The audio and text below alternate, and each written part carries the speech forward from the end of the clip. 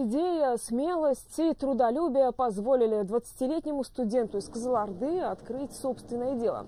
Габиден Жексылык стал владельцем первого в городе специализированного цеха по мойке ковров. И хотя работает парень чуть более недели, он уже успел выполнить около 200 заказов.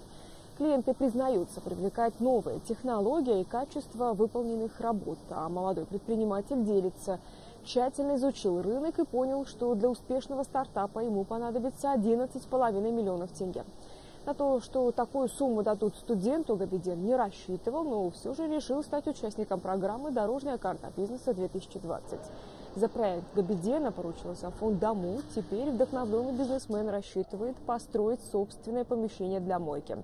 Пока здание арендованное.